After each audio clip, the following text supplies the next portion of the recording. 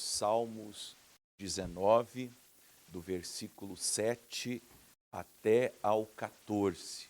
Salmos 19, do 7 ao 14. Eu espero conseguir minimamente fazer assim uma explanação deste salmo, que é um salmo de contemplação. É um salmo de Davi, e você percebe que é um salmo daquela maturidade de Davi. Salmo de um homem que cresceu em Deus, que experimentou muitas coisas com Deus e que foi crescendo, até que o coração dele se expandiu, a mente dele, o entendimento dele se expandiu. Já aparece aí, espero que você já tenha encontrado, mas antes de lermos, deixa eu fazer um comentário. A você, meu colega pastor, a você que é da graça de uma outra denominação, a você que está há algum tempo no Evangelho. A minha mãe falava, quando nós fazíamos coisas tolas, coisas idiotas, coisas infantis, ela dizia assim: você tem mente de jirico, que ela queria dizer cabeça pequena, né? Cabeça fechada. E às vezes muitos cristãos tomando, e eu não estou ofendendo, por favor, mas muitos cristãos, fazendo essa analogia ao que a minha mãe queria dizer, tem cabeça de jirico, tem um entendimento, uma alma, um coração, uma mente pequena. Não consegue ainda meditar nas grandezas de Deus, não consegue receber as revelações de Deus. E como isso acontece? Com relacionamento com Deus. Se você não orar todos os dias, se você não ler a palavra todos os dias, se você não estiver em comunhão com aquele que é perfeito todos os dias, isso nunca vai ser imprimido em você. E aí você vai passar pela vida, estou falando, me dirigindo aos cristãos, você vai passar pela vida com alguma deficiência, com alguma dificuldade. Você não vai conseguir entender os sofrimentos, por exemplo, as amarguras, as tristezas. Tem gente que não sabe de si ainda. Passa por situações na vida e não sabe por que passa. Não tem entendimento, não tem sabedoria, não tem conhecimento, não tem capacidade, não tem aptidões. E a pessoa fica aí, às vezes, até comendo na mão de outras pessoas, no tocante a assuntos espirituais. Aparece um pastor falando uma coisa, ela ouve aquele pastor, aparece um outro pastor falando uma outra coisa, ela começa a seguir aquele outro pastor. Eu vejo, e eu falei isso numa reunião de pastores outro dia, que às vezes nem os pastores têm identidade, porque eles ouvem vários tipos de pastores. E você percebe que há uma divergência de entendimento do que se fala, do que se está ensinando. Então, antes da leitura eu sinto de falar isso. Cresça, peça para Deus expandir teu coração, porque aí você vai chegar num nível de profundidade como esse, de Davi. E no verso 7, ele começa a falar da lei de Deus, depois que ele faz uma meditação sobre os astros, o sol, a lua, as estrelas, o firmamento, o significado, como que a criação fala, como há uma voz de Deus na criação. Ele diz: a lei do Senhor é perfeita e refrigera a alma. O testemunho do Senhor é fiel e dá sabedoria aos simples. Os preceitos do Senhor são retos e alegram o coração. O mandamento do Senhor é puro e ilumina, ou alumia, como está na minha tradução, os olhos.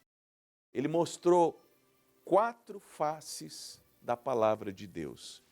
Na primeira, ele apresenta a palavra de Deus como lei perfeita e que refrigera a alma. Eu lhe pergunto, a palavra de Deus é lei para você, lei divina. Porque se a palavra de Deus é lei, e a lei perfeita, a gente nem discute nada. Está escrito, está escrito.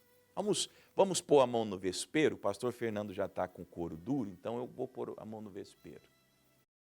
A nossa ministra aí, que vai se aposentar, eu acho que no mês que vem, a Rosa Weber, está trabalhando, e estou dizendo isso que é um fato, eu não estou falando mal dela, estou dizendo esse é o fato. Ela está trabalhando para descriminalizar o aborto, se eu não me engano, até a 12ª semana de gestação. Uma mulher grávida de 3 meses. Isso é assassinato. Mas é uma ministra do Supremo. É assassinato. O que ela está propondo é assassinato de crianças inocentes. E a lei de Deus, a lei perfeita de Deus, simples, direta, diz: não matarás. Não matarás. Não tem conversa. É o que ele está dizendo. A lei do Senhor é perfeita. A gente não precisa debater sobre isso, fazer um fórum, abrir um diálogo na sociedade. O que vai acontecer são opiniões de pessoas que não se submetem à lei de Deus. Agora, para nós que cremos, a lei de Deus é perfeita. E ponto final. E para nós é um refrigério para a alma. Acatar, obedecer, atender à lei de Deus. Estou dando um exemplo. Um exemplo. Para nós é um motivo de regozijo, de alegria. Não é um peso. Não é uma imposição, não é um fardo que nós carregamos. Eu não posso. Não, para nós é uma alegria. Não matarás, não dirás falsos testemunhos. Simples assim. Não cobiçarás a casa do teu próximo. É a lei de Deus. É perfeita e refrigera a alma. A não ser que você não creia em Deus, a não ser que você não creia nas Escrituras. Aí você tem um direito de ser o que você quiser. Agora, você diz que é crente, que é evangélico, que é cristão, e não se submete à lei de Deus, então você está se auto-sabotando, você está mentindo para si mesmo e tentando mentir para os outros. Se bem que para mim você não vai conseguir mentir, e nem para Deus. Pare de se enganar, porque se você diz que é de Deus, a palavra de Deus para você tem que ser lei. E é uma lei perfeita. Não questionemos a lei perfeita de Deus. Depois, a palavra de Deus é um testemunho fiel. O testemunho do Senhor é fiel. Por quê? Porque ele dá sabedoria a uma pessoa simples. O que é o testemunho? É a revelação da palavra no coração. Quando nós meditamos, quando nós nos atemos a buscar uma direção. Quando ele fala simples aqui, ele fala de uma pessoa que não tem entendimento, que não sabe o que fazer. Vou lhe dar um exemplo, muito cuidado. Vamos dizer que você tem uma decisão muito importante para tomar.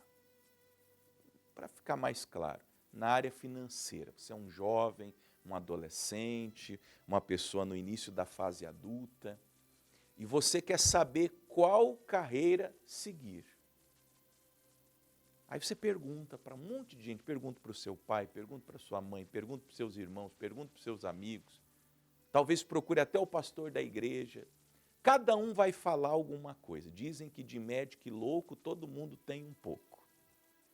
Aí você vai ficar mais confuso ainda, porque você não sabe e todo mundo a quem você perguntou te disse uma coisa. O que você faz? O que eu faço?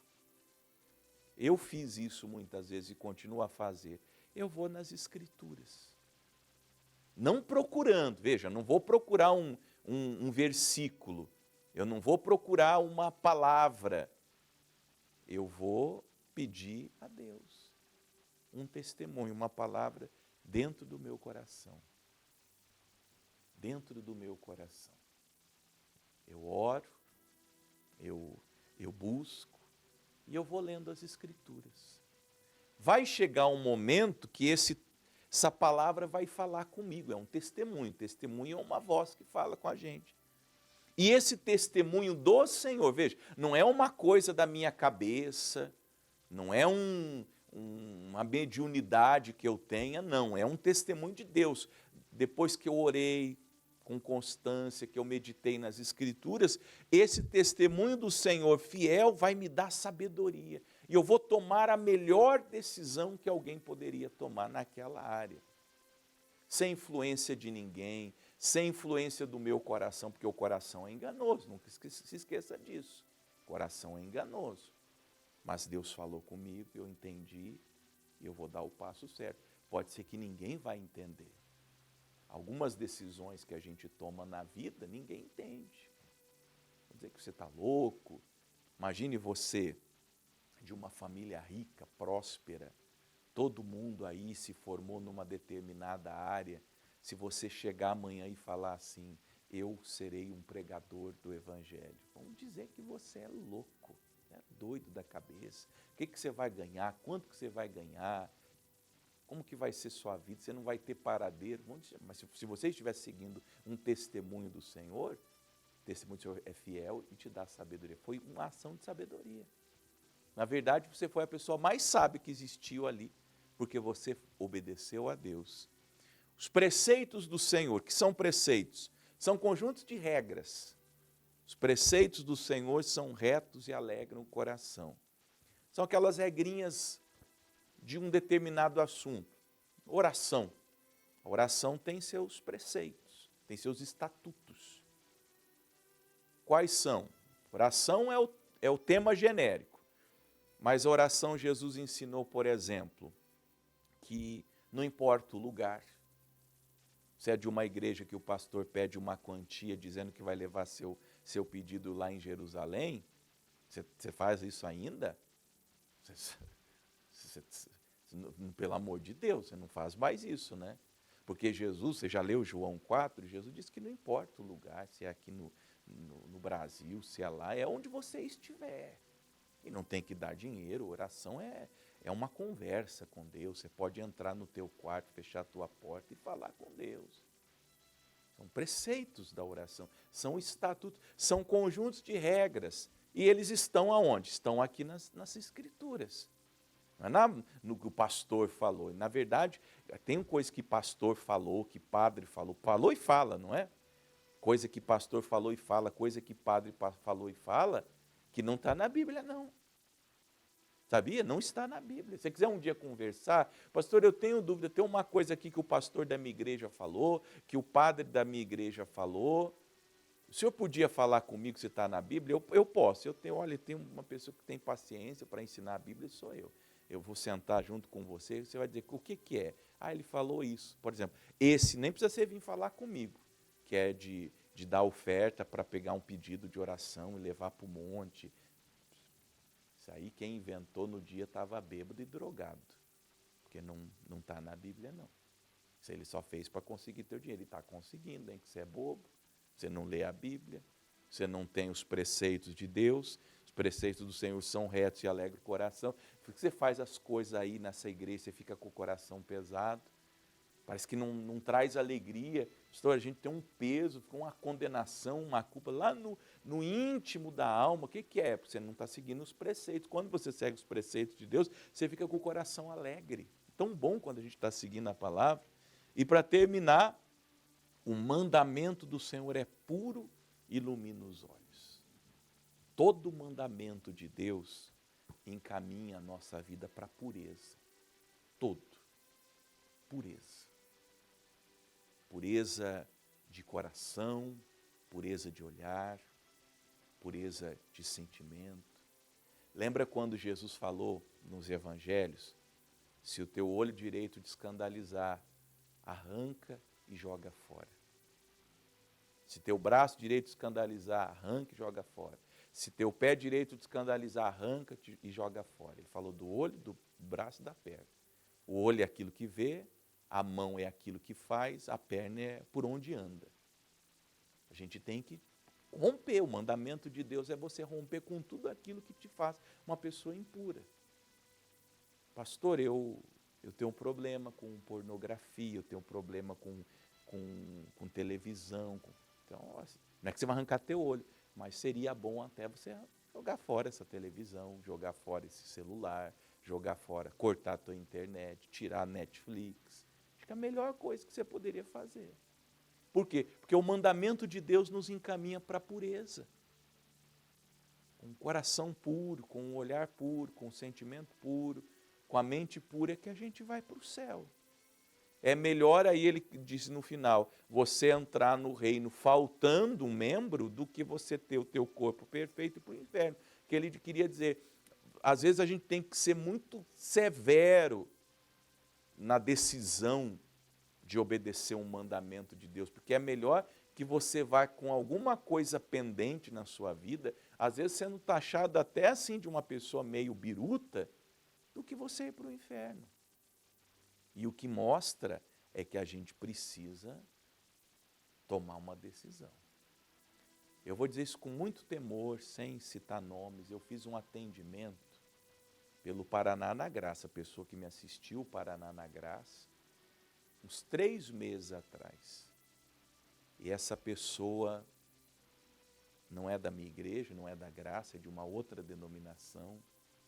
Ela estava vivendo uma vida promíscua na área da sexualidade, mas com muita promiscuidade. E ela me assistiu, me viu falando aqui coisas e me pediu um atendimento. Me contou um pouquinho, um senhor já dos seus 50 e tantos anos, me contou as suas promiscuidades, claro, sem os detalhes, mas contou, eu não sou bobo, sei o que ele estava fazendo. E eu disse para ele, amigo, tem um jeito para você, aceite Jesus como teu Senhor e Salvador, pare de fazer isso, porque uma coisa tão grave dessa, uma hora, isso vai refletir no seu corpo. Sexta-feira chegou um pedido de oração. Está internado no hospital, estado gravíssimo. Coisa séria, eu não vou dar mais detalhes aqui, mas assim, isso aqui para morrer. Decorrência do que ele estava fazendo. Muito triste. 3 meses atrás eu atendi ele. Se ele tivesse parado naquele dia, eu fiquei triste, confesso para vocês que sexta-feira à noite eu fiquei triste, fiquei pensativo, porque eu estive com essa pessoa há 3 meses atrás.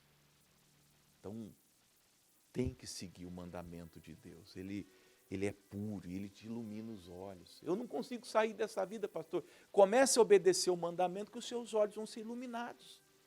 Você vai conseguir sair dessa vida, desse pecado, dessas coisas ruins que você anda fazendo. Aí, o temor do Senhor é limpo e permanece eternamente. Os juízos do Senhor são verdadeiros e justos, justamente, porque se você não teme, você sofre o juízo. Ele está dando 2 caminhos, o caminho do temor e o caminho do juízo. O do temor te livra do mal, o do juízo não. Se você não temer a Deus, o juízo de Deus se manifestarão na sua vida e eles são justos.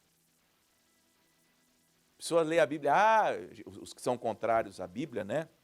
Eu vi até outro dia, não pode falar nome, o Fábio Porchat, falando, aquele pessoal das portas dos fundos, que a Bíblia, olha só que Deus é esse que destruiu Sodoma e Gomorra. Destruiu mesmo.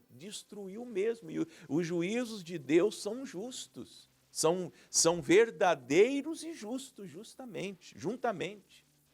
Por quê? Porque Deus avisou aquele povo que se eles não parassem com a promiscuidade, ele ia jogar fogo do céu.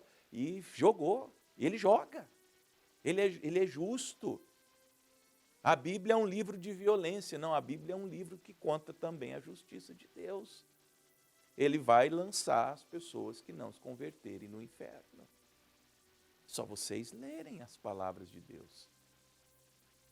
Mais desejáveis são do que o ouro, sim, do que muito ouro fino e mais doces do que o mel e o licor dos favos. É ruim o juízo de Deus, as coisas? Não, é doce. É o nosso livramento. Você pode ser hoje, está sendo hoje a pior pessoa. Se hoje você se arrepende e passa a seguir a lei, o testemunho, os preceitos e o mandamento, você muda de vida. E você começa então a olhar as coisas de Deus como coisas desejáveis, não como coisas ruins. Tome uma decisão hoje. Venha andar com Deus. É o chamado dele para a sua vida. Amém?